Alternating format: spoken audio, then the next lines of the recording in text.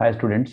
तो आज जैसे कि काफ़ी स्टूडेंट्स रिकॉर्डिंग देख रहे होंगे लाइव लेक्चर में, जैसे कि आप बहुत सारे लोग नहीं हो, तो कल की रिकॉर्डिंग बाई चांस आपने नहीं देखी है तो वो भी आज देख लेना। लेकिन कल की रिकॉर्डिंग नहीं देखी तो आपको नुकसान नहीं होना चाहिए। तो देखो, हम फटाफट एक बार रिवीजन कर लेते हैं।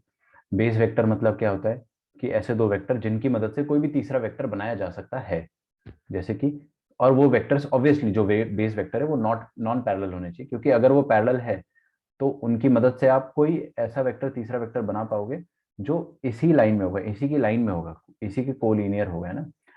कोई और वेक्टर नहीं बना सकते, बस इसी की लाइन में जितने भी वेक्टर है वो सारे आप क्रिएट कर सकते हो, not anything apart from that. Non parallel vector से बहुत कुछ किया जा सकता है। आप उनकी लेंथ को बढ़ा चढ़ा के आप उनको पैरेललोग्राम लॉ से ऐड करोगे अगर, तो कोई भी दुनिया का वेक्टर बनाया जा सकता है। ऐसे वेक्टर्स को अपन बेस वेक्टर कहते हैं।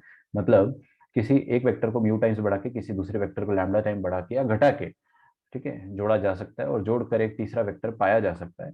तो हम लोग इसको मैथमेटिकली लिखते हैं C vector is equal to mu times A vector plus lambda times B vector. इसको अपन अंग्रेजी में linear combination of A and B बोलते हैं, लीनियर डिपेंडेंसी भी बोलते हैं, बट वो चीजें मैं आपको बताऊंगा बाद। दूसरी बात यह है कि बेस वेक्टर्स जो होते हैं वो कोप्लेनर भी होते हैं ना, क्योंकि वो सबके सब स्क्रीन के प्लेन में लाई कर रहे हैं।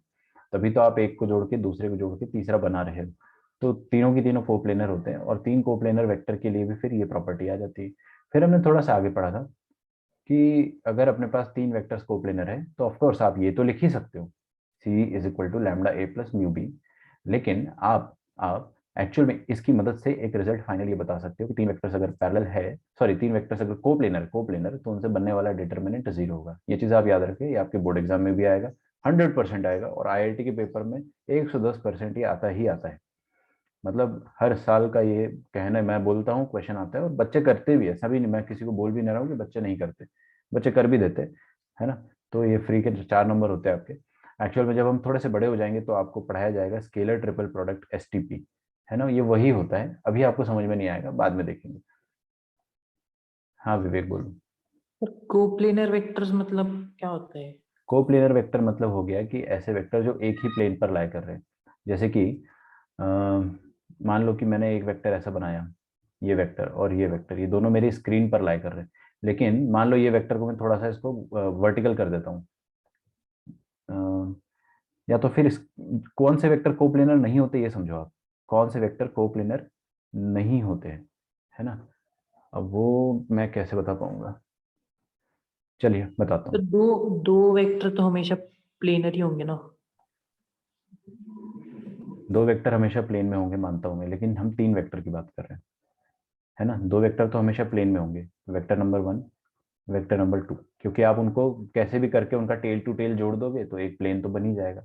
लेकिन अगर तीन वेक्टर की बात करें तो जरूरी नहीं है कि तीनों वेक्टर एक ही प्लेन में हो, है ना। हो सकता है कि देखो दो वेक्टर ऐसे, मैं आपको देखो थोड़ा सा और अच्छे से ड्राइंग करके बताऊंगा। तो ये देखिए, मान लीजिए टेबल है हमारे पास। इस टेबल पर मैंने एक पेन रख दिया और एक और पेन रख दिया। पेन मतलब एक वेक्टर को रिप्रेजेंट कर रहा है, ये दोनों वेक्टर एक ही प्लेन पर है। लेकिन अगर मैं एक ऐसा वेक्टर बनाता हूँ जो कि इस टेबल के परपेंडिकुलर है, ठीक है, तो अब ये तीसरा लाल वाला वेक्टर जो है वो पहले वाले दोनों वेक्टर के प्लेन में नहीं है, क्योंकि आप इसको कितना भी पैरेलली मूव कर लो ये टेबल के प्लेन में नहीं आ पाएगा। आप इसको टेबल पे लेटा नहीं सकते, क्योंकि आपको फ्री वेक्टर है ना, फ्री वेक्टर को आप ऐसे मूव कर लोगे, it will always be perpendicular to the plane but not on the plane, it can not go on the plane. तो ऐसे तीन वेक्टर अब नॉन कोप्लेनर हो गए, है ना। तो तीन वेक्टर का प्लेनर होना बहुत ही किस्मत वाली बात होती है, ये हमेशा नहीं होता है, ये कभी कभी होता है। तो अगर तीन वेक्टर वाकई में एक प्लेन पर, मान लो जैसे कि तीसरा वेक्टर एक प्लेन पर ऐसे लाई कर रहा है, तो तीन वेक्टर वाकई में एक प्लेन पर है, तो इसकी कंडीशन जो है वो ये हो जाएगी कि तीनों वेक्टर से बनने वाला ये डिटर्मिनेंट जो है वो जीरो। और ये आया कहाँ से, ये आया इसी कंडीशन से, C is equal to lambda times. क्योंकि यार देखो ना, तीन वेक्टर अगर कोप्लेनर है, तीन वेक्टर अगर कोप्लेनर है तो आप किन्हीं दो को, कोई भी दो की मदद से आप तीसरा पा सकते हो आराम से। बस करना क्या है, आपको दोनों को इस तरह से बढ़ाना है, इस तरह से खींचना है या फिर छोटा करना है, सच दैट उनसे एक पैरेललोग्राम बन जाए। ऐसा पैरेललोग्राम बन जाए जिसका डायगोनल ये वाला वेक्टर हो जाए, इस वेक्टर की लेंथ के बराबर हो जाए उसका डायगोनल, है ना। तो हम हमेशा कोई भी दो वेक्टर को खींच तान के तीसरे के बराबर बना सकते हैं अगर वो तीनों एक प्लेन में है तो। इसलिए कोप्लेनारिटी वाला रूल आता है। तो कोप्लेनारिटी आपको फील होनी चाहिए कि ऐसे होती है, ठीक है। अच्छा, अभी ये अपन ने देखा था तीन वेक्टर्स कोप्लेनर, उसका प्रूफ देखा था। And then we did a question जो कि काफी हिल डुल गया है, पता नहीं क्या हो गया इसके साथ, बट ठीक है।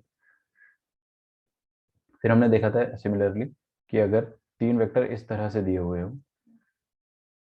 काफी सारे नोट्स जो है वो हिल गए कल, मैं देख पा रहा हूँ जैसे कि everything is disturb, I don't no ये कैसे हुआ है। रुकिए, काफी सारा अंडू कर देता हूँ। हम्म।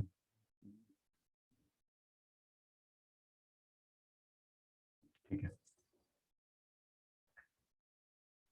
मेरे को लगता नहीं कुछ चेंज हुआ है क्या? हाँ हो गया, ठीक हो गया।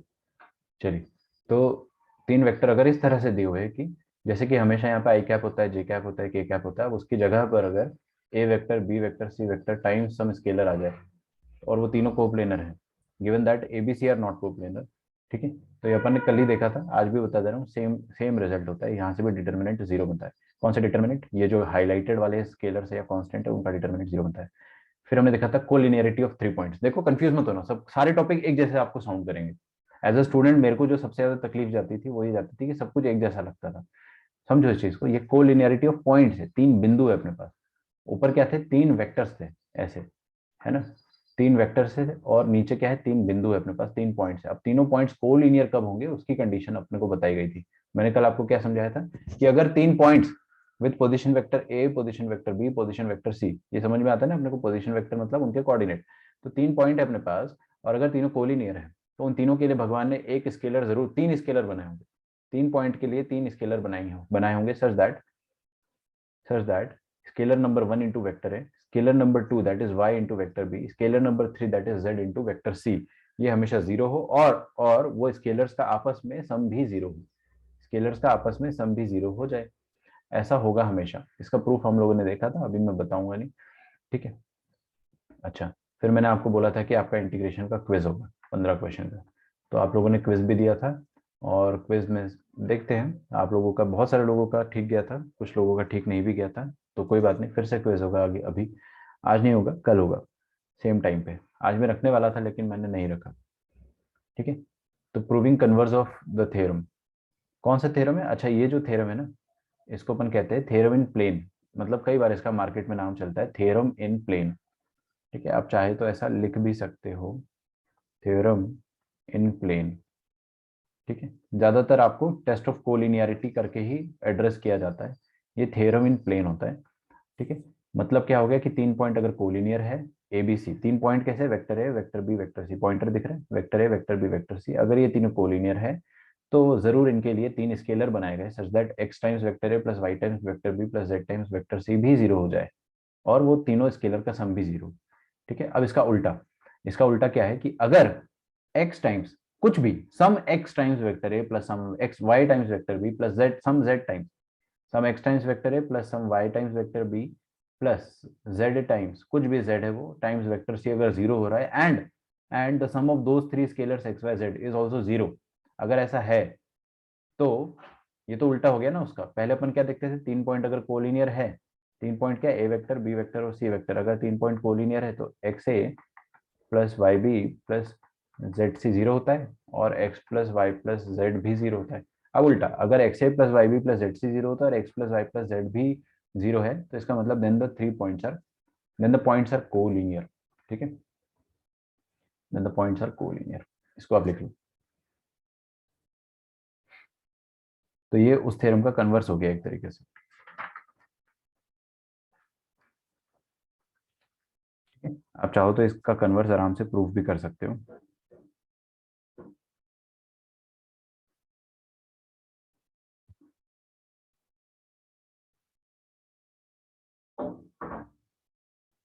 देखिए, इसका कन्वर्स जो है वो प्रूफ करना चाहो तो बड़े इजीली प्रूफ हो जाएगा। देख लो, आसान प्रूफ है इसलिए मैं बता देता हूँ, अदरवाइज स्किप कर देता। आपको तो एक गिवन है, ये चीज गिवन है, और ये चीज भी गिवन है। तो अगर ये दोनों चीजें गिवन है तो क्या आप ऐसा लिख सकते हो क्या?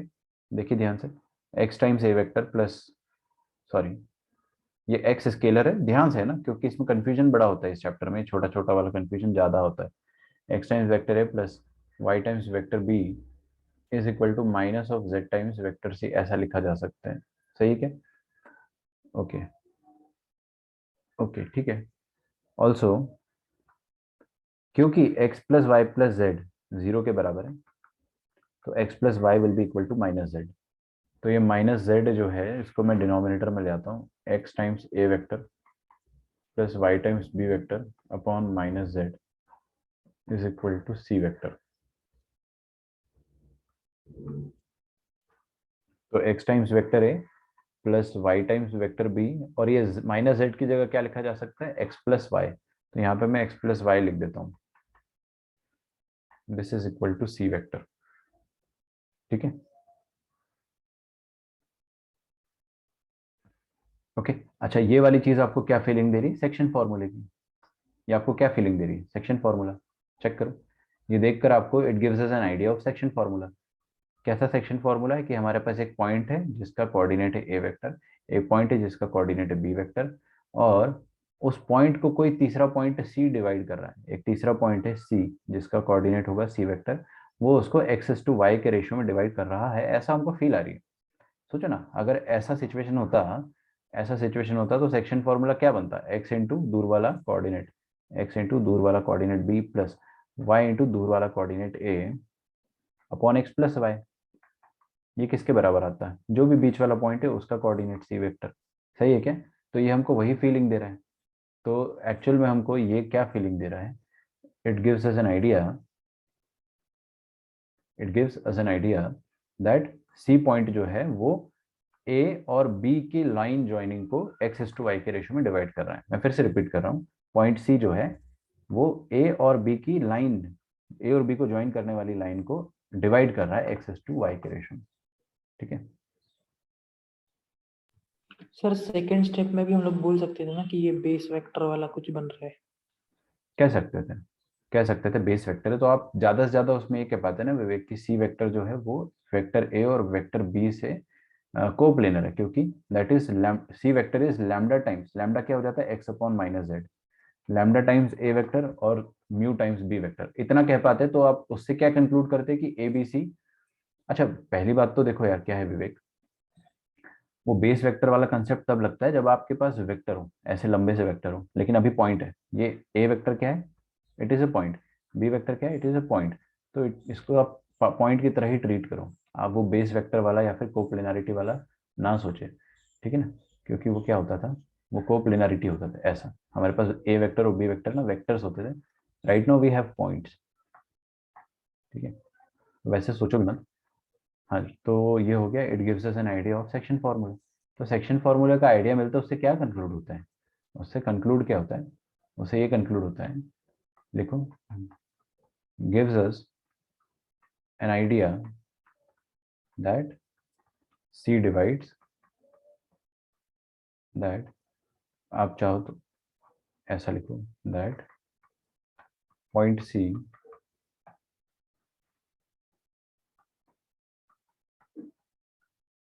Divides vector A and vector B.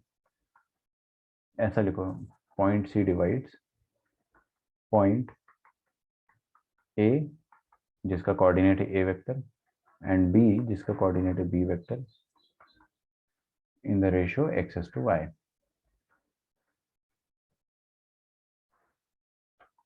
ठीक है, अब सुनो मेरी बात, लिखना छोड़ दो, just listen to me once, एक बार में समझ में आ जाएगा। अब अपने को आइडिया तो लग गया कि सी जो है वो ए और बी की लाइन जॉइनिंग को डिवाइड कर रहा है। तो डिवाइड तो तभी करेगा ना जब सी ए और बी तीनों एक ही लाइन में हो। अरे भाई सेक्शन फॉर्मूला या फिर division, division of A line तभी पॉसिबल है ना जब तीनों पॉइंट्स कोलिनियर हो। तो ये वाला पॉइंट जो है इनकी लाइन में होना चाहिए, ए और बी की लाइन के बाहर हुआ मत, मान लो पॉइंट सी यहाँ पर होता तो काहे कैसे डिवाइड कर पाता, फिर तो ट्रायंगल बनाता, डिवाइड थोड़ी ना कर पाता। लेकिन अगर उसको डिवाइड करना है तो उसको अलोंग द लाइन या फिर ऑन द सेम लाइन होना पड़ेगा। ठीक है, तो इसका मतलब वही चीज प्रूफ करनी थी अपने को, कन्वर्स ऑफ कोलिनियरिटी, कि अगर ये दोनों चीजें ट्रू है तो पॉइंट्स कोलिनियर हो गया ना proof.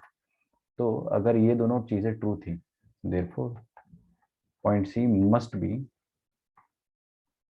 B collinear with A and B. ठीक है, ये पॉइंट ए है, ये पॉइंट बी है। ठीक, हैंस प्रूव्ड। ठीक है, आसान आसान से थ्योरम है, स्टेट बोर्ड वालों को पूछते हैं ज्यादा, सीबीएसई वालों को तो कभी ना पूछेंगे ये सब।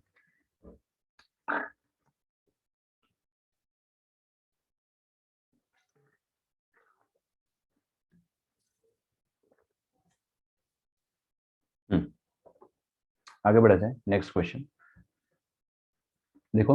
If sine square theta into vector A plus 2 sine theta into vector B plus something 1 into vector C, ऐसा लिखा हुआ है, ये जीरो है। ठीक है, ये चीज जीरो है and vector A vector B vector C are collinear points. Are collinear point, साफ साफ लिखा हुआ है देखो, पॉइंट्स पॉइंट्स पॉइंट्स पॉइंट्स। ठीक है, आपको टेंशन नहीं लेना है कि ये वेक्टर है या फिर पॉइंट्स है। ठीक है, एक्चुअल में, ठीक है मैं ज्यादा कुछ नहीं बोलूंगा, कंफ्यूजन होता है उससे। तो हमने क्या सीखा था यार, हमने सीखा था कि scalar A plus scalar times vector B, scalar times vector A, some scalar time vector C, और some scalar times, I will repeat again sorry, scalar some scalar time vector A plus some scalar time vector B plus some scalar time vector C अगर zero है, and if they are collinear, ये तीनों points collinear है। देखो यहाँ पे यही हो रहा है ना, स्केलर टाइम्स ए scalar times B scalar times C zero हो रहा है, और तीनों पॉइंट्स कोलिनियर है, तीनों पॉइंट्स कोलिनियर है, and A B C are collinear. तो सारी कंडीशन लगा दो आप कोलिनियरिटी की। क्या होती थी कंडीशन, ये होती थी कि स्केलर्स जो रहे होंगे उनका सम आपस में जीरो रहा होगा, मतलब sum of the scalars must have been zero. सोचकर देखो ना, यही तो अपन ने थ्योरम पढ़ा था कि अगर एक्स ए plus Y B plus Z C zero है और x plus Y plus Z zero है, तो वेक्टर्स जो होंगे वो, सॉरी, तो पॉइंट जो होंगे वो कोलिनियर होंगे। सही है ना, स्केलर टाइम से scalar time b scalar time c का वैल्यू जीरो है, तो स्केलर का सम भी अगर जीरो है अगर, तो पॉइंट्स कोलिनियर होंगे। वही चीज है यहाँ पे, आपको दिया हुआ है कि स्केलर ए scalar B scalar C zero है, पॉइंट्स कोलिनियर है, आपको पॉइंट्स की कोलिनियरिटी दे दी है। तो आप क्या बोलोगे डायरेक्टली कि पॉइंट का जो, पॉइंट्स का जो, सॉरी, जो स्केलर है एक्स वाई जेड, उनका वैल्यू जीरो होगा, sum of scalars must have been zero. बस, अब क्वेश्चन खत्म हो गया है। अब एक क्वेश्चन वही लोग कर पाएंगे जिन्होंने 11th क्लास में पढ़ाई करी है। कहने का मतलब है कि sign square theta plus 2 sine theta into vector, sorry, 2 sine theta plus 1। देखो ना, पहला स्केलर क्या है, मैं शेड कर देता हूँ, साइन स्क्वायर थीटा, दूसरा है 2 साइन थीटा, और तीसरा स्केलर कुछ भी नहीं है, मतलब जिसका कुछ नहीं होता उसका वन होता है, कोएफिशिएंट, तो इसका कोएफिशिएंट वन होगा, प्लस वन, तो सम ऑफ द कोएफिशिएंट क्या होना चाहिए, जीरो होना चाहिए। बस खत्म, सॉल्व कर लो इक्वेशन को। जैसे ही आप इसको सॉल्व करोगे, रिचा आपने पर्टिकुलर सॉल्यूशन दिया है, आपको इसका जनरल सॉल्यूशन देना चाहिए। ठीक है, अगर आप इसको सॉल्व करोगे तो क्या आएंगे फैक्टर्स, कोई मेरी हेल्प कर देगा तो बताओ मुझे। साइन ऑफ, थीटा प्लस 1 का स्क्वायर। हाँ, साइन थीटा प्लस वन का होल स्क्वायर, बहुत बढ़िया। ठीक है, साइन थीटा प्लस वन का होल स्क्वायर आ जाएगा, तो साइन थीटा का वैल्यू कितना आ जाएगा, -1। ठीक है, जो लोग लेट आ रहे हैं, हमने एक ही क्वेश्चन करा है बस पहला, आपने कल तक अगर सारा किया है तो we are good to go. बस एक ही क्वेश्चन करे अपन, वो भी ऐसा है कि एक्स ए plus Y B plus Z c अपने को जीरो के बराबर दे रखा है, और पॉइंट्स को लीनियर है, तो X plus Y plus Z zero होगा। ठीक है, तो ये अभी नया कुछ पढ़ा ही नहीं है, कल के कंसेप्ट का ही एक क्वेश्चन है। तो साइन थीटा का वैल्यू -1 कब होता है, पर्टिकुलरली इसका एक सॉल्यूशन अगर हम निकाले, तो थीटा का वैल्यू आप -π/2 बोल दो या फिर 3π/2 बोल दो, वट, या फिर मेरे को इतना जरूर पता है क्वाड्रेंट सिस्टम से कि साइन जो है वो वन किधर होता है, -1, साइन यहाँ पर -1 होता है, और ऊपर वाली जो एरो है वहां पे 1 होता है। तो ये वाला पॉइंट क्या है, 2n π -π/2, दैट इज इट। तो आपको जनरल सॉल्यूशन ये वाला देना है, अगर आपको जनरल सॉल्यूशन पूछा तो। अगर आपको पर्टिकुलर सॉल्यूशन पूछता है कोई भी रेंज में, रेंज आपको बता देगा कि किस रेंज में आपको आंसर देना है, 0 to 2π देना है या -π to π देना है, जो भी है, तो आप ये वाला आंसर देंगे। ठीक है, तो अब ये वाला क्वेश्चन यार वो लोग सॉल्व कर ही नहीं सकते ना जिसको 11वीं में ट्रिग्नोमेट्री नहीं आती थी। आपको वेक्टर भले ही आता है अच्छे से, मान लो आप वेक्टर के एकदम शहंशाह हो, लेकिन ये वाली लाइन के बाद तो आपका खत्म हो गया ना, वेक्टर तो है ही नहीं, इसके बाद तो ट्रिग्नोमेट्री। ठीक है, चलिए आगे बढ़ते हैं, इसको लिख लो आप पहले। अब हम पढ़ेंगे थ्योरम इन स्पेस, बहुत इजी है, थ्योरम इन स्पेस, ठीक है। इसके पहले वाला जो थ्योरम था वो क्या था?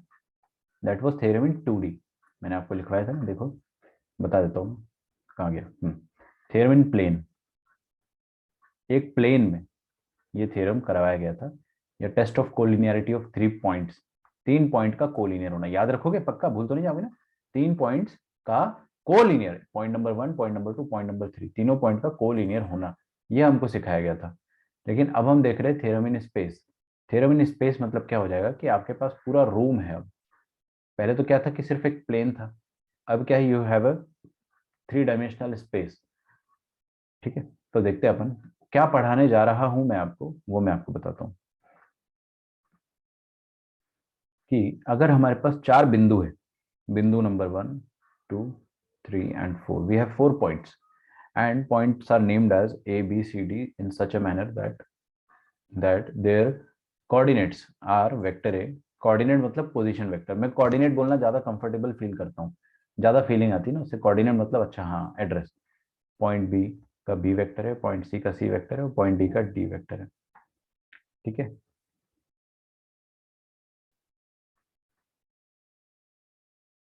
ठीक है, बढ़िया है। अब आपको अगर ये बोलता हूँ मैं तो आपको हिंदी में समझा रहा हूँ ना, एवरीथिंग जो अपन ने अभी पढ़ना है वो सब अपन हिंदी में समझ रहे हैं। तो थ्योरम इन स्पेस कहता है कि अगर ये चारों पॉइंट एक प्लेन पर लाई कर रहे, if they are lying on a plane, ठीक है, अगर वो चारों के चारों एक प्लेन पर लाई कर रहे हैं, आप समझते हो इस बात का मतलब? प्लेन पर लाई करने का मतलब ये होता है कि ये टेबल है एक, ऐसा आपको मैं फील दिलाने के लिए बस बता रहा हूँ, दिस इज अ टेबल। तो अगर ये चारों वेक्टर्स एक टेबल पर या फिर एक प्लेन पर लाई कर रहे हैं, चारों पॉइंट्स है ना, चारों पॉइंट अगर एक प्लेन पर लाई कर रहे हैं, तो तो तो क्या होता है? तो 4 पॉइंट है, चारों के पोजीशन वेक्टर है, A vector, B vector, C vector और डी वेक्टर। चारों एक प्लेन पर लाई कर रहे हैं, मतलब मेरे स्क्रीन के प्लेन पर लाई कर रहे हैं, है ना। तो क्या कंडीशन होती है, मैं आपको हिंदी में बता देता हूँ, फिर अंग्रेजी में बता दूंगा और फिर उसका प्रूफ भी बता दूंगा, आपको टेंशन नहीं लेना है, बस समझना है, ठीक है। तो पहले अपन ने इसके पहले क्या पढ़ा था वो भी आपको पढ़ना जरूरी। उसके पहले अपन ने पढ़ा था कि 3 पॉइंट्स है अपने पास, 3 बिंदु, वो तीनों एक ही लाइन में हो, अगर अगर अगर तो क्या होता है? अगर वो तीनों एक ही लाइन पर होते थे तो क्या होता था, एक्स टाइम्स एक a vector, y times B vector और जेड टाइम्स सी वेक्टर जीरो होता था। एडिशनली ये तीनों एक्स वाई जेड का सम भी जीरो होता था, ये अपन ने पढ़ा था, याद रखोगे, कभी भूल मत जाना ये चीज, है ना। बहुत बढ़िया। तो उसी तरह से 4 पॉइंट्स अगर, अब कोलिनियर नहीं, I am not talking about 4 points being collinear ना, 4 पॉइंट्स बीइंग कोप्लेनर। चारों पॉइंट एक ही प्लेन में हो, ये बहुत दुर्लभ घटना है भाई, आप पहले इस चीज को अप्रिशिएट करो कि 2 पॉइंट जो है वो जरूर एक प्लेन पर लाई कर सकते हैं, बिकॉज 2 पॉइंट को ज्वाइन करोगे एक लाइन बनेगी। और आप मतलब you can easily comfortably assume कि 2 पॉइंट्स हमेशा एक ही प्लेन में होते हैं, चाहे वो कैसे भी 2 पॉइंट्स हो, कोई भी 2 पॉइंट ले लो आप स्पेस में, उसको आप हमेशा एक प्लेन से एसोसिएट कर सकते हो। 3 पॉइंट्स के साथ ऐसा करना थोड़ा मुश्किल होता है, लेकिन 3 पॉइंट्स भी एक प्लेन में बनाए जा सकते हैं। क्यों? क्योंकि 3 पॉइंट को अगर आप बनाते हो तो उनसे एक हमेशा एक ट्रायंगल बन जाता है, बस। ये तीनों उसी इसी ट्रायंगल के प्लेन पर लाई कर रहे हैं, है ना, बिल्कुल। लेकिन 4 पॉइंट से अगर, 4 पॉइंट से एक प्लेन बनाना मुश्किल होता है। हो सकता है कि एक पॉइंट जो है वो स्क्रीन के बाहर आ जाए, स्क्रीन के ऊपर थोड़ा सा कहीं आ जाए, तो आपका वो चारों पॉइंट अब को प्लेनर नहीं रहे। आ रही है आपको बात समझ में? 4 पॉइंट का एक ही प्लेन में पाया जाना बहुत रेयर होगा। मान लो ऐसे हो गए तो it will form something like rhombus और काइट, ठीक है। लेकिन अगर ये प्लेन के बाहर आ गए, आपकी स्क्रीन के बाहर आ गए, एकदम हवा में आपको लटकते हुए नजर आ रहे हैं, तो ये पॉइंट, ये पॉइंट, ये पॉइंट, ये तीनों तो कोप्लेनर है, लेकिन चौथा पॉइंट जो है वो स्क्रीन के या प्लेन के बाहर है। तो 4 पॉइंट को कोप्लेनर करना, पहले तो आप समझो कि ये बहुत दुर्लभ घटना है ना। तो इसको आप अप्रिशिएट करो कि चारों पॉइंट को कोप्लेनर करना अपन सीख रहे हैं। अब काम की बात, अगर चारों पॉइंट्स कोप्लेनर है तो उन चारों पॉइंट्स के लिए भी भगवान एकदम ऊपर वाले थ्योरम जैसा ही है, बस मीनिंग अलग अलग है। उधर अपन कोलिनियरिटी देखते थे, इधर कोप्लेनरिटी देख रहे पॉइंट की। ऊपर भी अपन पॉइंट की कोलिनियरिटी देखते थे और नीचे भी अपन पॉइंट्स की कोप्लेनरिटी देख रहे, ठीक है। I am talking about points in both the theorems. तो अगर 4 पॉइंट्स कोप्लेनर है तो भगवान ने उनके लिए 4 स्केलर बनाए होंगे, एक्स वाई जेड और ओमेगा, ओमेगा या डब्ल्यू जो बोलना बोल लो, ठीक है। 4 स्केलर जरूर भगवान ने उनके लिए बनाए होंगे, सच दैट x टाइम्स पहला पॉइंट का कोऑर्डिनेट, y टाइम्स दूसरा पॉइंट का कोऑर्डिनेट, z टाइम्स तीसरे पॉइंट का कोऑर्डिनेट और ओमेगा टाइम्स चौथे पॉइंट का कोऑर्डिनेट का सम, का जो सम है वो जीरो आ जाए, इन सब का सम जीरो आ जाए। ठीक है, भगवान ने इस कदर चार स्केलर जरूर बनाए होंगे उनके लिए, अगर वो कोप्लेनर है तो। कोप्लेनर नहीं है तो फिर भगवान ने कुछ स्केलर नहीं बनाया होगा, भाड़ में जाओ तुम लोग। लेकिन अगर कोप्लेनर है तो चार स्केलर जरूर बनाए होंगे सच दैट ऐसा हो जाए, और आपस में उन चारों स्केलर्स का सम भी क्या हो जाए, जीरो हो जाए। एकदम उसी के जैसा साउंड कर रहा है बट एक माइन्यूट सा डिफरेंस है। आई होप आपको उस डिफरेंस समझ में आ रहा होगा। ठीक है, so if the 4 points are collinear then there must exist. देखो अब अंग्रेजी में कैसे लिखेंगे, मैं आपको एक्चुअल में मैं बुक से कहीं से देख के नहीं, मैं अपनी भाषा में लिखवाने वाला हूँ। ठीक है, तो लिखो 4 पॉइंट्स, 4 पॉइंट्स विथ 4 पॉइंट्स, ऐसा लिखो ABCD with position vector, PV लिख रहा हूँ ना, with position vector, with position vector A B C and D। Position vector, vector A, vector B, vector C, vector D respectively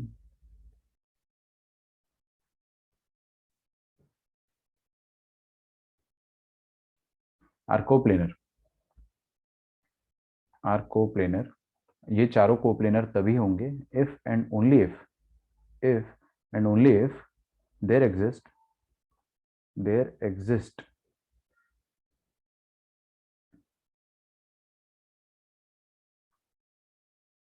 four scalars, four scalars x y z omega, है ना।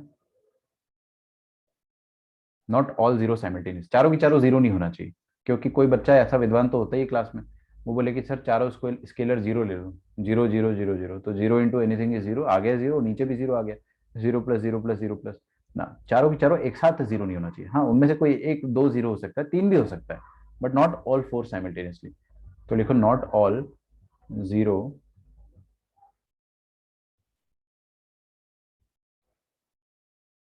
Simultaneously. ठीक है, if there exist four scalars x y z omega not all zero simultaneously such that, such that, बस अब मैं वही लिखने वाला हूँ जो आप लोग सोच रहे हो। x टाइम्स पहले पॉइंट के कोऑर्डिनेट, y टाइम्स दूसरे पॉइंट के coordinate that is b vector, z times c vector और ओमेगा टाइम्स d वेक्टर का वैल्यू जीरो हो जाए, and x plus Y plus Z plus omega का वैल्यू भी जीरो हो जाए।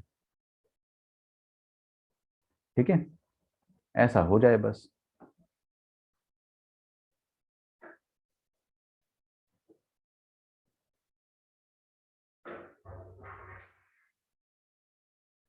प्रूफ तो अपन कर देंगे, है ना, आप उतना टेंशन मत लो। जो मैंने लिखवाया है अंग्रेजी में उसको समझो। तो आज जो अपन ने दो चीज पढ़ी है ना, इन दोनों चीज को आपको बस बार बार सोचते रहना है इनके बारे में, तो आपको हमेशा याद रहेगा। मैं क्या कह रहा हूँ, आप ये चीज भूल सकते हो, ये टॉपिक भूलने लायक है, बट आप इसको रिवाइज करते रहोगे तो आपको समझ में भी आ जाएगा और याद भी रहेगा। कैसे रिवाइज करना है मैं तो बताऊं, पागलों की तरह सोचते रहा करो। नहाने चले गए तो नहाते नहाते यही सोच रहे हो कि 4 points lie on a plane if X A plus Y B plus Z C plus omega D का वैल्यू जीरो हो जाए। ठीक है ना, एंड सो ऑन।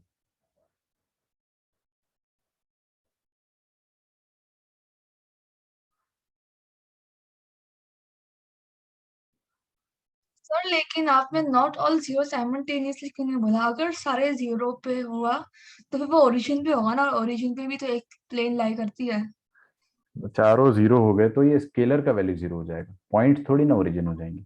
ये चारों स्केलर का वैल्यू जीरो नहीं करना है, फिर तो क्या हो जाएगा ना कि ये जो थ्योरम है वो सेंसलेस हो जाएगा, क्योंकि zero into A zero into B vector, ये पॉइंट तो चार, ये none of them are origin. ठीक है, इनमें ओके। से कोई भी ओरिजिन नहीं है। उनके स्केलर्स जो है ना वो जीरो ना हो जाए, क्योंकि फिर तो जीरो तो आएगा ही आएगा फिर तो, है ना, और ये भी जीरो आएगा ही आएगा, चारों एक साथ जीरो ना हो। ठीक है, ओरिजिन वैसे भी नहीं हो पाएगा।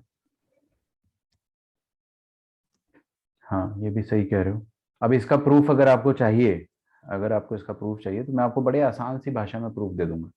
ठीक है, आपको लगेगा भी नहीं, लोड भी नहीं आएगा दिमाग में। देखो, सबसे पहले मैंने क्या करा कि मैंने 4 पॉइंट से मैक्सिमम, मैं 4 पॉइंट से मैं 3 वेक्टर तो बना ही सकता हूँ। देखो, एक पॉइंट को फिक्स कर लेते हैं, एक वेक्टर मैंने बनाया ए बी, एक वेक्टर मैंने बनाया ए सी, और एक वेक्टर बनाया मैंने ए डी। ठीक है, अभी विवेक ने मेरे से बड़ा अच्छा डाउट पूछा था कि सर दो वेक्टर तो हमेशा प्लेन पे होते हैं। बिल्कुल सही, तीन वेक्टर का प्लेन पे होना अद्भुत होता है। अब मैं जब भी, समझ आ रहा है कितना कंफ्यूजन है यहाँ पे। कभी मैं पॉइंट्स बोलता हूँ प्लेन में होता है, कभी मैं पॉइंट्स बोलता कोलिनियर होते हैं, कभी मैं वेक्टर बोलता हूँ प्लेन पे होते हैं, है ना।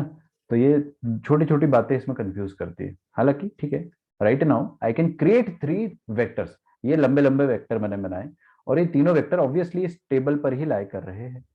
आप लोग फील कर सकते हो इस चीज को। तो दे आर कोप्लेनर, और तीन वेक्टर अगर कोप्लेनर होते हैं तो आप क्या कर सकते हो, you can write one of them as linear combination of the other two. मतलब आप कोई एक वेक्टर जैसे कि ए बी वेक्टर को क्या लिख सकते हो, लैम्डा टाइम्स दूसरा vector a c vector plus mu times तीसरा vector that is a d vector. कल अपन ने सीखा था ना, if three vectors are coplanar then one of them can be written as linear combination of the other two. I hope आपको ये समझ में आ रहा होगा। बस अब इस चीज को अपन फोड़ देते हैं। देखो ए बी वेक्टर को लिख दूंगा मैं, हाँ बिल्कुल। कैसे ए बी वेक्टर, कैसे बी का पोजीशन वेक्टर माइनस ए का position vector, PV minus PV आपको सिखाया था ना मैं। बी का पोजीशन वेक्टर माइनस ए का पोजीशन वेक्टर, लैम्डा टाइम्स ए सी कैसे लिखेंगे, सी का पोजीशन वेक्टर माइनस ए का position vector, mu times A D कैसे लिखेंगे, बाद वाला माइनस पहले वाला ना, तो डी का पोजीशन वेक्टर माइनस ए का पोजीशन वेक्टर, वही सेम लॉजिक। तो डी का पोजीशन वेक्टर माइनस ए का पोजीशन वेक्टर। ठीक है, तो खोल दो इसको आप, लैम्डा टाइम्स सी वेक्टर माइनस लैम्डा टाइम्स ए vector plus mu times D vector minus mu times ए वेक्टर। ये हो जाएगा b vector minus a vector. ठीक है, सबको आप क्या करो, लेफ्ट हैंड साइड ले आओ। तो सबको लेफ्ट हैंड साइड ले आते हैं। बट मेरे को ना थोड़ा सा अटेंशन चाहिए आपका। पता नहीं आप लोग ये चीज मैं एक स्टेप में लिखूंगा तो समझोगे या नहीं, समझ जाओगे। देखो ए वेक्टर का कोएफिशिएंट यहाँ पे प्लस लैम्डा हो जाएगा एलएचएस में आके, और इधर भी ए वेक्टर है एलएचएस में आके वो प्लस म्यू हो जाएगा। तो लैम्डा प्लस म्यू, और यहाँ पर ऑलरेडी एक ए वेक्टर है जिसका कोएफिशिएंट -1 है। तो क्या मैं ऐसा डायरेक्टली लिख दूंगा तो आप रोने लग जाओगे, lambda plus mu plus -1 times vector ए। ठीक है ना, कोई दिक्कत किसी को। फिर बी वेक्टर पे टारगेट करते हैं। बी वेक्टर यहाँ पे है और कहीं नहीं है, तो बस अकेला बी वेक्टर, मतलब 1 times B vector plus C vector देखते हैं। सी वेक्टर यहाँ पर अकेला है बेचारा। ठीक है, तो सी वेक्टर जब एलएचएस में आएगा तो minus times lambda C vector बनेगा, माइनस लैम्डा टाइम्स सी वेक्टर बनेगा। और डी वेक्टर क्या है, minus mu times D vector, ऐसा बनेगा, minus mu times D vector. कोई किसी को दिक्कत यहाँ तक? ओके, ये बी का कोएफिशिएंट कुछ भी नहीं है, जिसका कुछ भी नहीं होता उसका कोएफिशिएंट 1 होता है। तो ये मैंने लिखा। ठीक है, अच्छा अच्छा अच्छा। तो अब देखो, स्केलर टाइम्स ए वेक्टर, क्योंकि ए बी सी डी चारों की चारों को प्लेनर पॉइंट्स थे, ए बी सी डी ये चारों की चारों को प्लेनर पॉइंट्स थे, है ना। तो हमको क्या प्रूफ करना था कि ये चीज ट्रू होती है, बस वी आर ऑलमोस्ट देयर।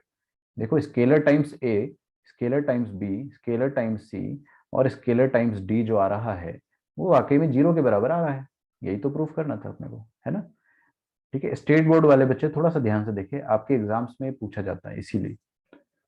ठीक है, हालांकि अभी डिलीटेड पोर्शन है तो बहुत सारी चीजें नहीं भी पूछी जाएगी, बट आज से 3 साल पहले जब मैंने पढ़ाया था तो एग्जाम में सब पूछ लिया जाता था, प्रूफ्स वगैरह, है ना। और ये जो स्केलर्स है, ये वाला स्केलर एक्स का काम कर रहा है, मैं रेड से लिखना चाहूंगा यहाँ पे। ये वाला स्केलर एक्स का काम कर रहा है, ये वाला स्केलर वाई का काम कर रहा है, और सिमिलरली ये जेड का और ये ओमेगा का काम कर रहा है। आप डब्ल्यू भी बोल सकते हो, स्टाइल मारने के लिए मैं ओमेगा बोल दे रहा हूँ ताकि लगे कि वाह कुछ गजब बोला है सर ने। अच्छा, ये चारों स्केलर जो है इन सबका सम भी आपस में 0 है क्या, वो अपन चेक कर लेते हैं। X plus Y plus Z plus omega, तो एक्स क्या है, लैम्डा प्लस म्यू -1, वाई कितना है 1, जेड कितना है माइनस लैम्डा, और ओमेगा कितना है माइनस म्यू। तो देखो minus lambda minus plus lambda गया, म्यू और माइनस म्यू गया, और -1 प्लस 1 गया, तो 0 आ रहा है। एक्चुअल में जो अपने को प्रूफ करना था वो प्रूफ हो गया है। Sum of all the scalars is also 0, and scalar A, scalar B, scalar c, scalar d vector का सम भी 0 आ रहा है, जैसा कि अपने को स्टेटमेंट में लिखाया गया था। ठीक है, राइट इट डाउन।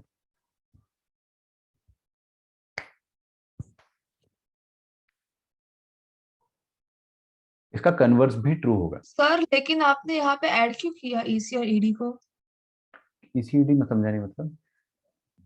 आपने एसी प्लस एडी किया ना, lambda AC plus mu lambda हाँ प्लस सी हाँ हाँ, एडी। ये मैंने इसलिए करा क्योंकि कल का लेक्चर देखा है आपने? तो मैं एंड वाला पार्ट देखा। ओके, तो स्टार्टिंग वाला पार्ट देखोगे तो उसमें समझ में आएगा। कल मैंने काफी देर तक वही चीज समझाई थी, अभी भी बता देता हूँ। खैर आपको पूरी क्लैरिटी नहीं मिलेगी क्योंकि कल वाला लेक्चर नहीं देखा, फिर भी देख लो। वेक्टर ए, वेक्टर बी, वेक्टर सी, ये तीनों अगर एक ही प्लेन पर, मतलब आपके मान लो बुक का पेज है, उसमें आपने 3 पेन को रख दिया, तो ऑब्वियसली तीनों पेन जो है वो को प्लेनर है ना। तो 3 वेक्टर्स अगर को प्लेनर होते तो किसी भी एक वेक्टर को आप lambda times the other plus mu times the other लिख सकते हो। किसी भी एक वेक्टर को, मैंने बी लिखा है यहाँ पे, आप चाहे तो A vector can be written है some other lambda times B plus some other mu times C. इसका रीजन आपको थोड़ा सा कल के लेक्चर में ही समझ में आएगा, तो देखिएगा आज, है ना। ठीक है सर। सर यहाँ पे मतलब ये थ्योरम में पॉइंट्स के बारे में बात कर रहे हैं ना, मतलब बिल्कुल, वेक्टर के बारे में नहीं बात कर रहे हैं ना? Not at all. वेक्टर तो हमने जबरदस्ती बनाए उन पॉइंट से, है ना। ठीक है सर, हमने मतलब पॉइंट्स वेक्टर चारों बनाए। पॉइंट्स एक प्लेन पे बस। बिल्कुल। तो हमने अभी तक जो चीज पढ़ी उसकी समरी देख लो आप लोग। ये वाला जो टेस्ट थ्योरम इन स्पेस मैंने पढ़ा है, इसमें क्या है कि 4 पॉइंट अगर एक प्लेन पर लाई कर जाते हैं तो ऐसा ऐसा चमत्कार तभी होता है, या ऐसा चमत्कार अगर हो रहा है तो जरूर 4 स्केलर होंगे X Y Z omega such that ऐसा वैल्यू 0 हो जाए और उन चारों स्केलर का भी सम 0 हो जाए। इसके पहले अपन ने जो पढ़ा था that was 3 point in space, 3 point in a plane. तो 3 पॉइंट्स कोलिनियर तब होते हैं जब x times a plus Y times b, समझ गए ना, प्लस z टाइम्स c 0 हो और x plus Y plus Z 0। इनका रिजल्ट जो है, ऊपर वाला जो रिजल्ट मैंने कल जो पढ़ाया था और आज जो पढ़ा रहा हूँ, उन दोनों का रिजल्ट काफी हद तक सेम है, बस ओमेगा आ गया एक अलग, है ना, बट मीनिंग अलग है। रिजल्ट सेम है बट मीनिंग अलग। ओके, तो this is theorem in space and that was theorem in plane. ठीक है। अच्छा, इसका converse of this theorem is also true. बस ये लिख लो आप, कन्वर्स का प्रूफ नहीं बता रहा हूं मैं, क्या फायदा, बताने को बता भी दूंगा, मेरे को क्या है। Converse of this theorem, converse of this theorem is also true. Converse का मतलब क्या है, आप लोग खुद ही आराम से, अगर मैं आपको 10 सेकंड दूंगा तो कन्वर्स सोच पाओगे, सोचो कन्वर्स क्या सर क्या है। सर और एक डाउट है, तो हम ऐसे भी बोल सकते हैं ना कि सर मतलब हम पॉइंट बी से भी वेक्टर्स निकाल सकते हैं हाँ ना, हाँ हाँ ए हाँ, सी डी भी प्रूव बिल्कुल कर बिल्कुल सकते बिल्कुल। हैं। मैंने देखो, हाँ ये भी चलो अच्छी चीज पूछ ली। मैंने तो क्या करा है यहाँ पे, ए वेक्टर से 3 वेक्टर, ए पॉइंट से 3 वेक्टर निकाल दिए बी सी डी ज्वाइन करके। आप ऐसा भी कर सकते थे कि बी से ए, बी से सी और बी से डी वेक्टर आपने बनाया, और ये तीनों वेक्टर जरूर ये भी प्लेन में है। तो अगर ये प्लेन में है तो उसमें भी आप ये वाला रिजल्ट लगा सकते हो, one of them can be written as lambda times the other plus mu times the other. ठीक है, तो ऐसा भी कर सकते हो। तो सेम रिजल्ट आप अगर उस पर लगाते हो तो भी आपको ये चीज प्रूफ करने को मिल जाएगी, प्रूफ हो जाएगी। ठीक है, वो तो मैंने कोई एक सिंपलेस्ट तरीका ले लिया। आप कोई भी 3 वेक्टर बना सकते हो उसमें। ठीक है। कन्वर्स ऑफ दिस थ्योरम क्या कहता है कि अगर अगर आपको कभी कोई बोलता है कि स्केलर टाइम्स किसी पॉइंट का कोऑर्डिनेट, स्केलर टाइम्स किसी दूसरे पॉइंट का कोऑर्डिनेट, फिर कोई तीसरा स्केलर टाइम्स किसी तीसरे पॉइंट का कोऑर्डिनेट, और कोई चौथा स्केलर टाइम्स किसी चौथे पॉइंट का कोऑर्डिनेट अगर 0 है, एंड आपस में अगर आप ऑब्जर्व कर रहे हो कि उन चारों स्केलर्स का सम अगर 0 है, अगर 0 है, तो आप दावे के साथ क्या कह सकते हो, देन आप ये कह सकते हो कि वो चारों पॉइंट वेक्टर है। ये पॉइंट्स है ना, ध्यान रखिए, मैं बहुत बहुत ज्यादा बार आपको इस चीज के लिए वार्निंग दूंगा कि कब पॉइंट है कब वेक्टर है। तो ये चारों पॉइंट जो होंगे they will be, then this, then the points, आपको ऐसा लिखना चाहिए, then the points A vector B vector C vector D vector will be coplanar.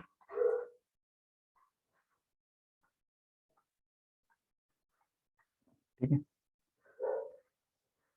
हाँ इसको लिख लो, मतलब इसका उल्टा भी सही है। आप चाहो तो इसका प्रूफ किया जा सकता है, करा दूंगा, है ना, ऐसा भी क्या है, कोई रॉकेट साइंस नहीं है, 2 लाइन का प्रूफ है, कर दूं, चलो पहले इतना लिख तो लो यार।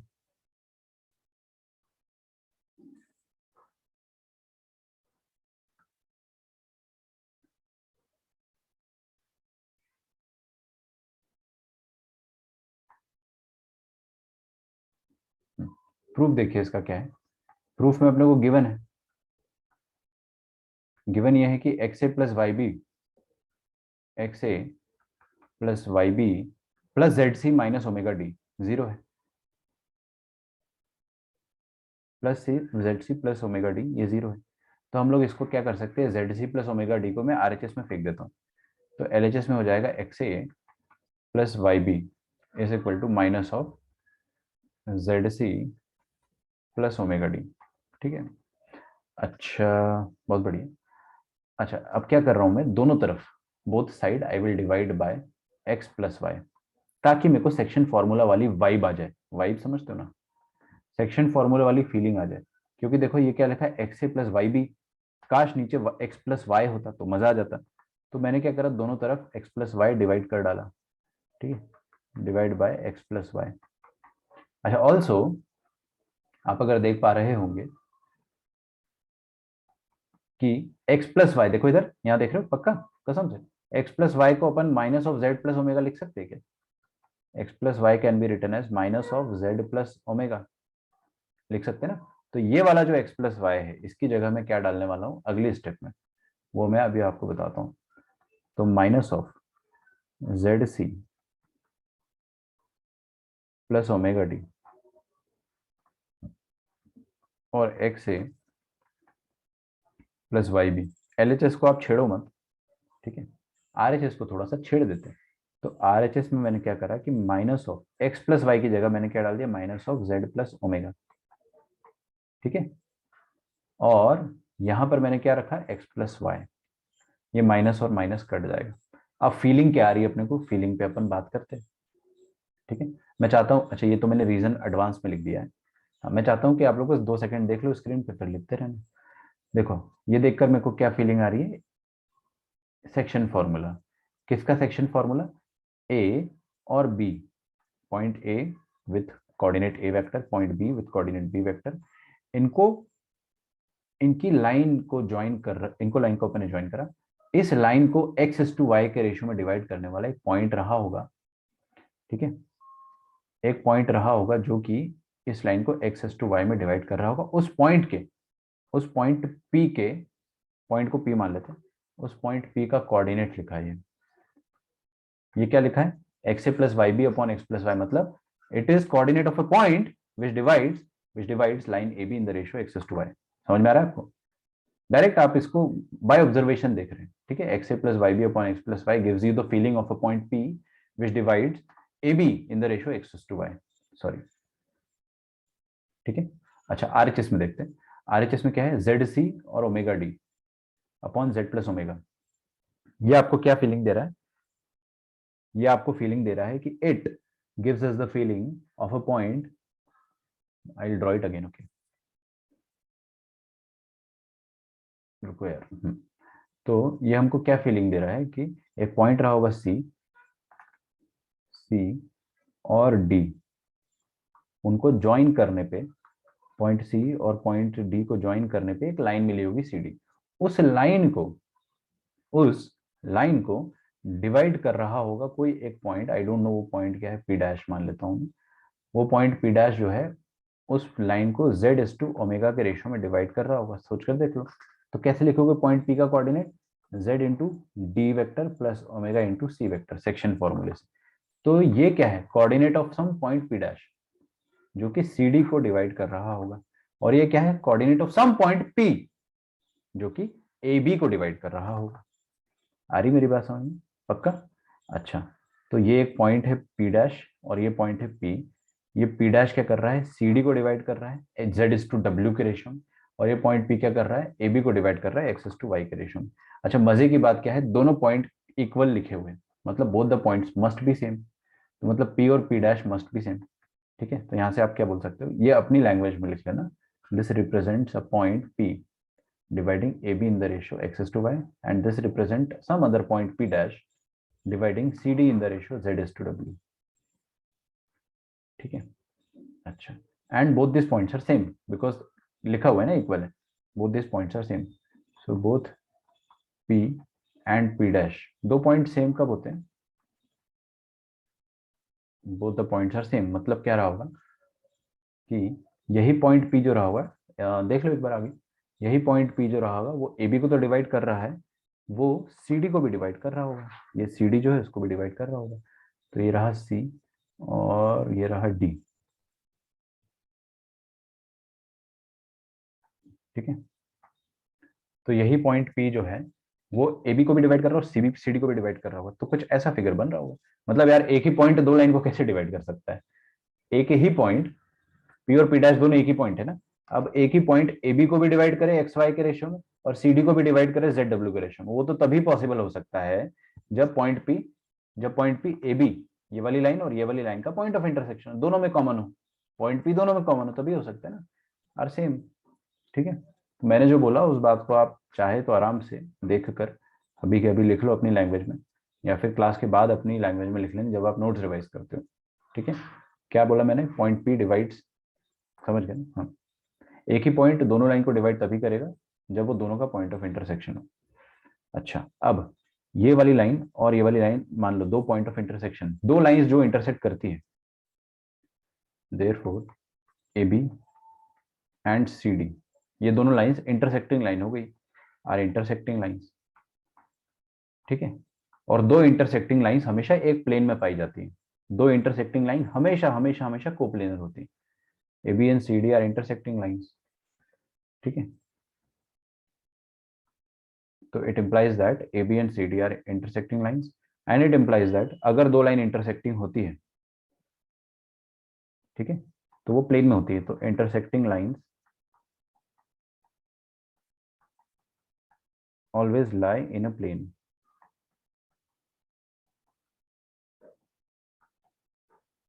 ठीक है, इंटरसेक्टिंग लाइंस हमेशा प्लेन पर लाई करती है, एक प्लेन पर लाई करती है, तो ये ABCD पूरा एक कोप्लेनर हो गया ना।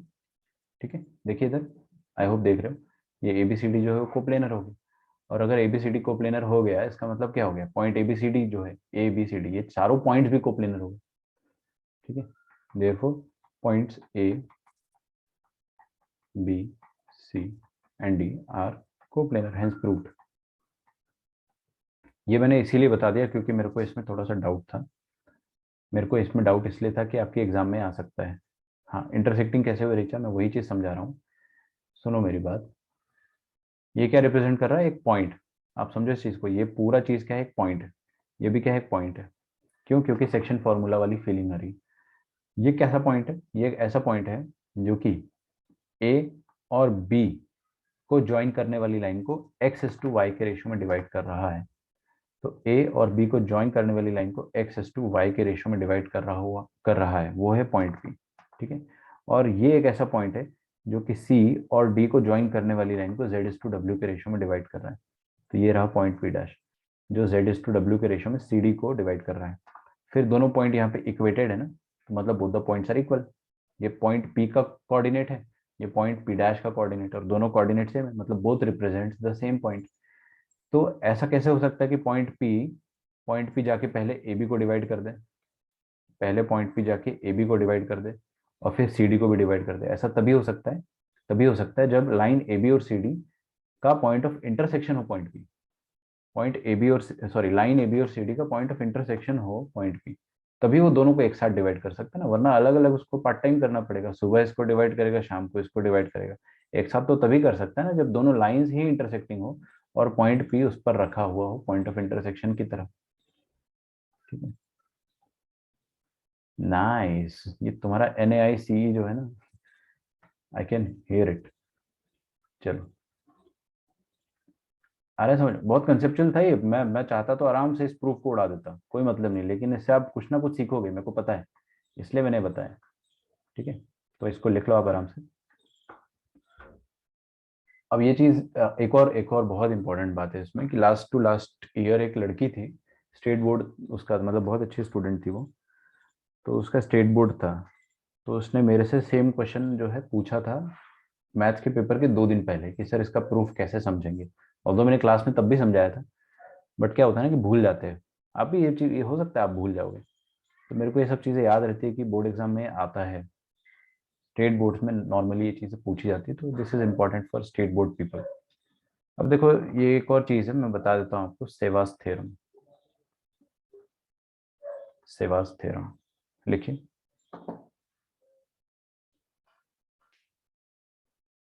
आप चाहे तो यहाँ पे लिख सकते हैं नॉट इन सिलेबस, क्योंकि जेई के सिलेबस में मतलब इट्स रेयरली आस्क्ड, बट ये इतना आसान है कि जेई अगर पूछ भी लेता है तो हम लोग आराम से सॉल्व कर लेंगे।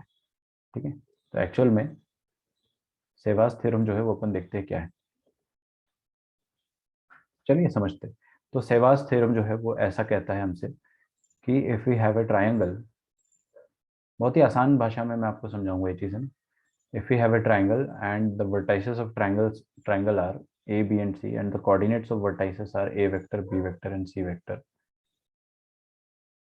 ठीक है।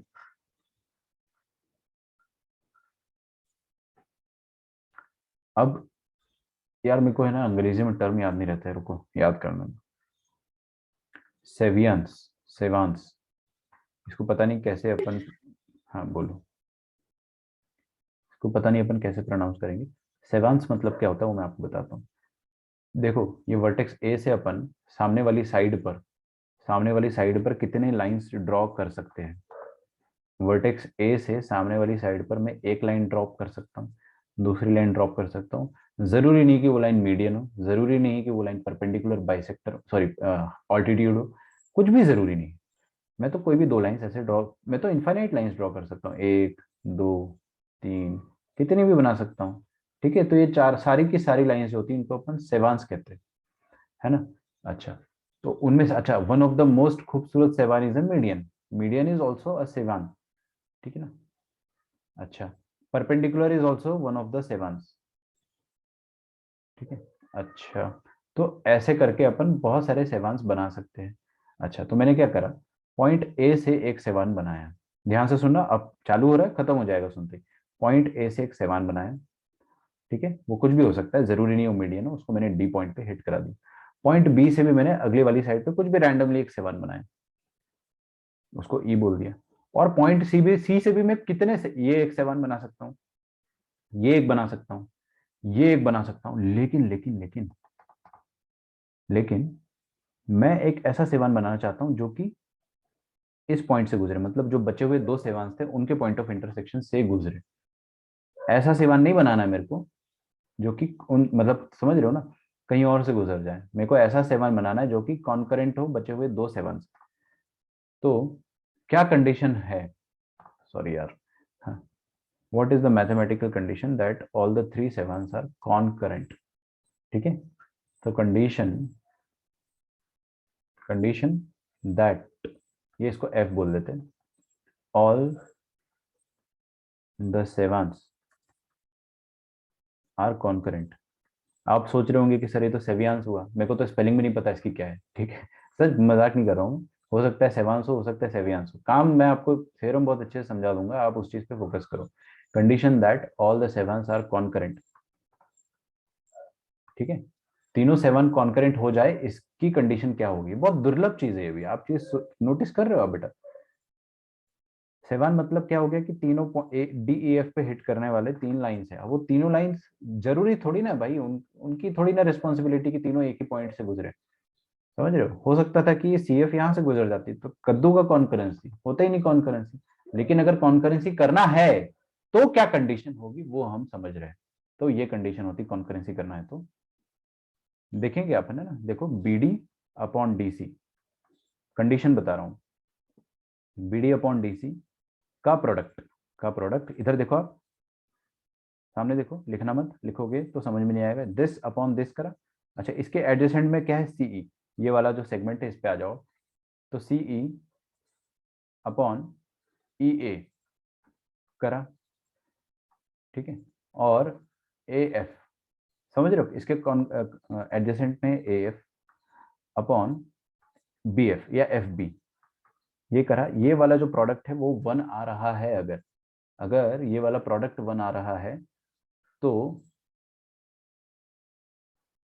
ये तीनों के तीनों सेवांस कॉन्करेंट होंगे। आपको मेरी बात समझ में आ रही है, मैं फिर से रिपीट कर रहा हूँ कि अगर सेवान नंबर वन डी पर हिट कर रहा है, दूसरा सेवान ई पर और तीसरा सेवान एफ पर हिट कर रहा है, तो आपके पास सेगमेंट बनेंगे बी डी डी सी, सी ई ई और ए एफ और बी एफ एफ बी, ठीक है। तो इन सेगमेंट्स का जो रेशियो रहेगा in the cyclic order, cyclic order समझते हो, आपको चक्कर चलाना, देखो चक्कर चलाना मतलब वो वाला नहीं, बी डी डी सी, ये लिखा आपने, फिर सीई एई, चक्कर चलाते जाओ, एएफ और एफबी, ये सारा रेशियो जो है इनका प्रोडक्ट हमेशा 1 होना चाहिए if the cevians are concurrent. खत्म, बात ही खत्म होगी। ठीक है, हाँ आसान भाषा में भी समझाऊंगा मैं, ठीक है, मेरी आदत है कठिन भाषा में पहले लिखवा देता हूँ, फिर उसको आपके लिए इजी कर दूंगा। ओके, लिखो यहाँ तक तो लिखो यार।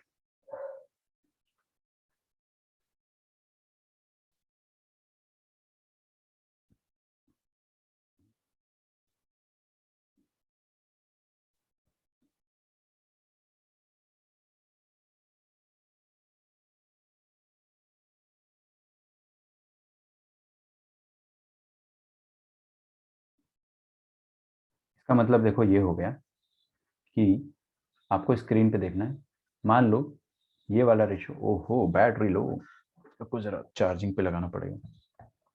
ठीक है, अच्छा ये वाला जो वीडियो है, ये वाला पार्ट जो है वीडियो का, ये मैं यहीं पे एंड कर दूंगा सेवंस थ्योरम के बाद, और फिर उसके बाद मैं आपको डॉट और क्रॉस प्रोडक्ट एक नए वीडियो में पढ़ाऊंगा।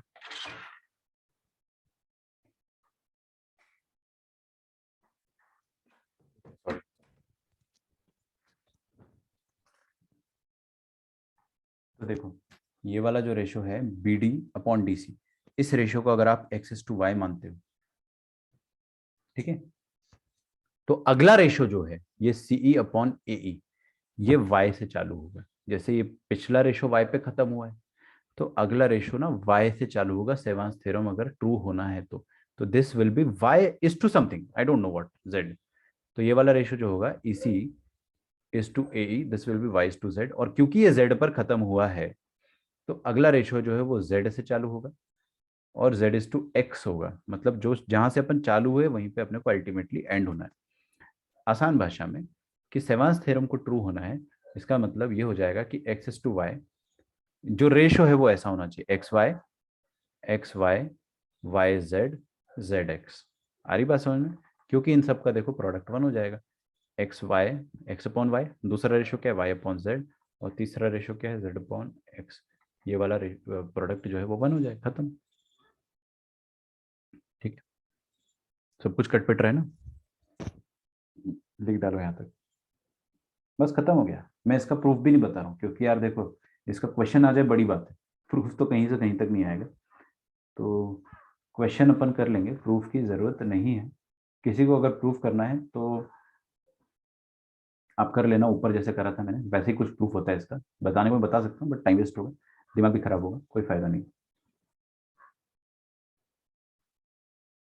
ठीक है, एक ट्राइंगल हमको ऐसा गिवन है,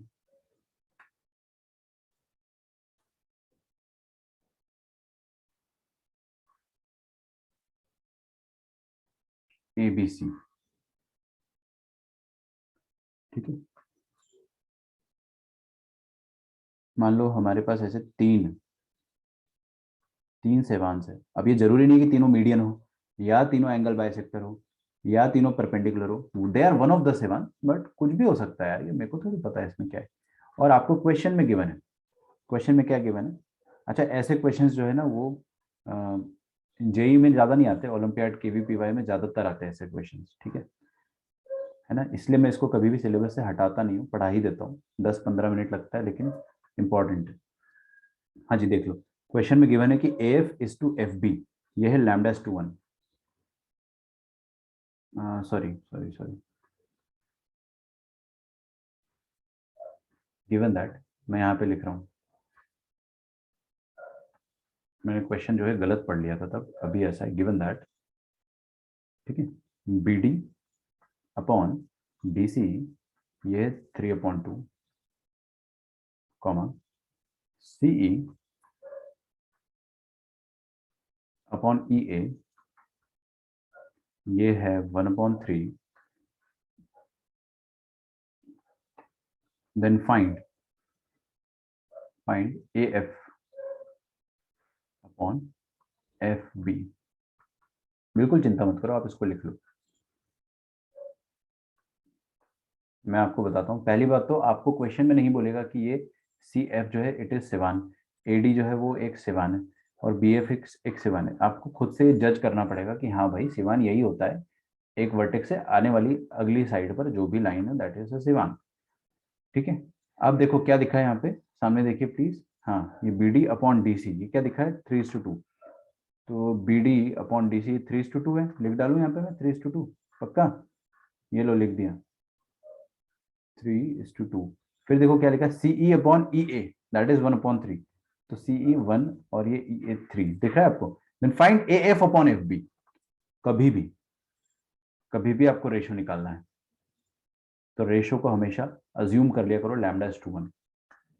always assume the ratio as λ/1, always always, चाहे आप कोई भी क्लास में, आप 9th क्लास में, आप 10th क्लास में, 11th 12th, या फिर आप कॉलेज में, कभी भी रेशियो निकालना है तो रेशियो को आप λ/1 मान लो, ठीक है। तो let a F upon F b is equal to λ/1। Lambda का वैल्यू अगर 3/2 आ गया तो रेशियो 3:2। समझ रहे हो, लैम्डा का वैल्यू अगर 5/2 आ गया तो रेशियो 5:2। समझने वाले समझदार है। तो ये ए एफ का रेशियो जो है, ये वाला, ये लैम्डा और ये 1 मैंने अज्यूम किया। विवेक आपका आंसर सही है, ये आ गया λ/1। ठीक है, तो लगा देते हैं साइक्लिक ऑर्डर में। अगर आप स्क्रीन पे देखोगे तो मैं आपके लिए काम आसान कर दूंगा। देखो ऐसे किया करो, दिस अपॉन दिस, चलते रहो उसी साइकिल में, आगे आगे ऐसे चलते रहो। 3/2 λ/1, 3/2, फिर आगे बढ़ो, फिर 1/3। बस ये प्रोडक्ट 1 के बराबर करना होना चाहिए, तभी तो सेवान थ्योरम ट्रू होगा। अब देखो सेवान थ्योरम क्या हो रहा है यहाँ पे, कि तीनों सेवांस एक ही पॉइंट पे कौन करंट है, इसका मतलब ये साइक्लिक ऑर्डर ऑफ रेशियो 1 होना चाहिए। बस यहाँ से आपको लैम्डा का वैल्यू 2 मिल जाएगा। लैम्डा का वैल्यू 2 है, मतलब ratio is 2:1। Therefore the ratio AF is to FB is equal to 2:1। ठीक है, तो नॉर्मली तरह तरह के कॉम्पिटेटिव एग्जाम्स में ये सब चीजें आपको फिगर के थ्रू, आप देखोगे ना, कई बार आपने ऐसा फिगर देखा होगा। ऐसा फिगर बना के आपको रेशियो बना देगा और बता देगा, बोल देगा कि कोई एक पर्टिकुलर रेशियो निकालो या कोई एक लेंथ निकालो। ये सारे सेक्शन आपको काउंट कर करके दे देगा कि इसका लेंथ इतना है, इसका लेंथ इतना है, बताइए क्या होगा। आपको खुद से जज करना है कि ये सारे सेवान से all of them are concurrent. ठीक है, all the cevians are concurrent होने की कंडीशन ये होती है। चलिए,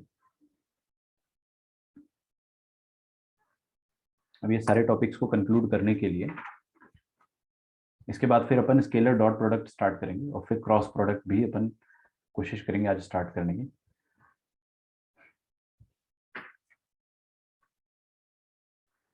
तो क्वेश्चन है,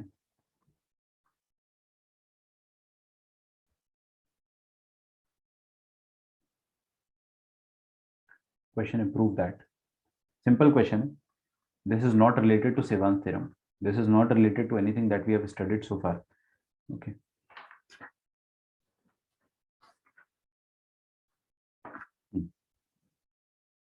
Prove that the vectors, miscellaneous question हो गया एक तरीके से, vectors p vector, q vector and r vector, ये तीनों वेक्टर कोप्लेनर है। और p वेक्टर दिया देखो ऐसे, -a vector plus 2b vector plus 1c vector, q vector दिया -2a vector plus 3b vector. अरे यार ये क्या हो गया,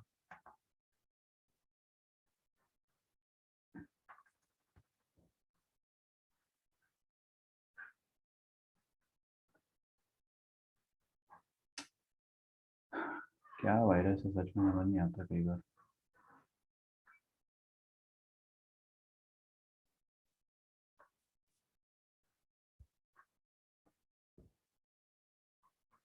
बाढ़ में जाए, रुको जरा, तो हटाने दो मेरे को।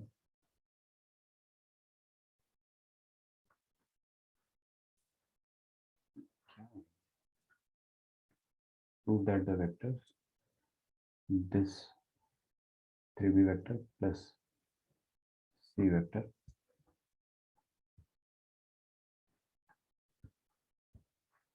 और 2a vector minus b vector plus c vector, ठीक है, आर कोप्लेनर। क्या लिखा है मैंने, vectors not points, they are vectors, जीते जागते वेक्टर्स। तो 3 वेक्टर कोप्लेनर कब होते थे? कल अपन ने बोला था डिटर्मिनेंट 0 होना चाहिए, है ना। कौन से डिटर्मिनेंट? इनके कोएफिशिएंट से बनने वाले डिटर्मिनेंट। कर डालो ना 0, खत्म, किसका वेट कर रहे हो? यही प्रूफ करना है।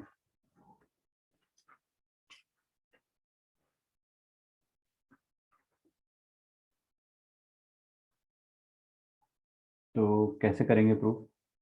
अच्छा, इसमें एक और पार्ट है, वो भी मैं आपको बता देता हूँ। Also express p vector in terms of q vector and r vector, ठीक है।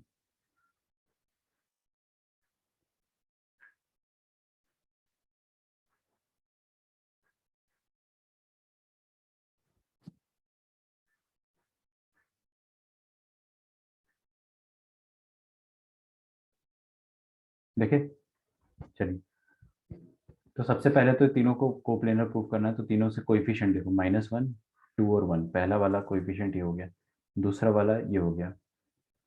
कल अपन ने एक थ्योरम देखा था ना, उसी में दूसरा थ्योरम भी देखा था सिमिलरली करके, ये वो वाला है, ठीक है।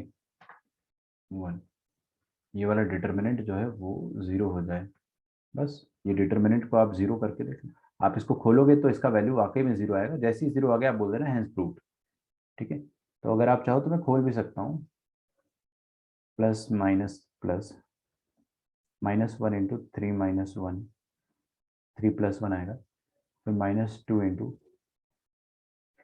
-2 प्लस 1 इंटू 2 -6। तो ये कितना आ जाएगा? मैं थोड़ा सा फास्ट कर रहा हूँ, टेंशन नहीं लेना, आप अपनी स्पीड से करो। -4 + 8 -4 = 0 आ गया ना 0, hence proved। therefore the vectors p q and r are coplanar, p q and r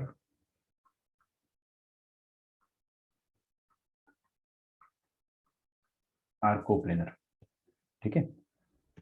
अगर 3 वेक्टर कोप्लेनर होते हैं तो बताइए क्या होता है? एक वेक्टर को आप lambda times and mu times the other 2 लिख सकते हो। Lambda times q plus mu times r लिखा जा सकता है अगर वेक्टर्स तीनों कोप्लेनर है तो, ठीक है। बस वही आपको बोला है। Also express p in terms of q and r, p को q और r के टर्म्स में एक्सप्रेस करो। तो वही चीज अपन करने जा रहे हैं, ठीक है। तो सेकंड पार्ट इसका जो है वो expressing p in terms of q and r, ठीक है। तो p को अपन ने लैम्डा टाइम्स q और म्यू टाइम्स r लिखा है। अच्छा, p वेक्टर है क्या? ऊपर जाके देखते हैं। अच्छा देखो इधर प्लीज, हाँ, -1, 2 और 1, मैं कोएफिशिएंट से याद रखता हूँ। -1 a वेक्टर, 2 और 1 c वेक्टर, ये p है। लैम्डा टाइम्स q वेक्टर कितना है देखते हैं अपन, कोएफिशिएंट से याद रखेंगे, -2, 3 और 1। -2 a vector plus 3 q vector और 1 c vector plus mu times 2 - 1 1, तो 2 - 1 और 1, ठीक है। बस, तो कंपेयर करके आप लैम्डा और म्यू निकाल लो। कंपेयर करोगे तो LHS में a का कोएफिशिएंट है -1 और RHS में कितना? -2 है, sorry -2 lambda, -2 lambda plus 2 mu. LHS में b का कोएफिशिएंट है 2 और RHS में b वेक्टर का कोएफिशिएंट कितना है? यहाँ पे b आएगा ना, तो b का कोएफिशिएंट है देखो 3 लैम्डा और यहाँ पे माइनस म्यू, ठीक है। फिर c का कोएफिशिएंट इधर 1 और RHS में कितना है? 1 लैम्डा प्लस 1 म्यू। बस आप यहाँ से लैम्डा और म्यू का वैल्यू निकाल लें। तो जैसे ही आप सॉल्व करोगे, कोई भी दो को सॉल्व करके तीसरे में सेटिस्फाई कर लो, तो यहाँ से आपके पास लैम्डा का वैल्यू आ जाएगा 3/4। मैं आपको बता देता हूँ, टाइम सेव कर लो आपने, और म्यू का वैल्यू आ जाएगा 1/4। तो इसका मतलब क्या हो गया कि vector p can be written as, vector p can be written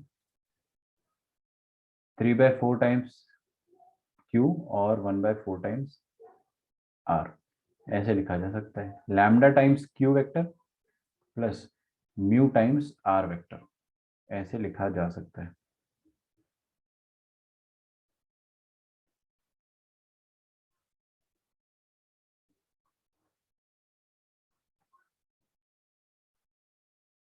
ठीक है क्या? Yes, please right it down.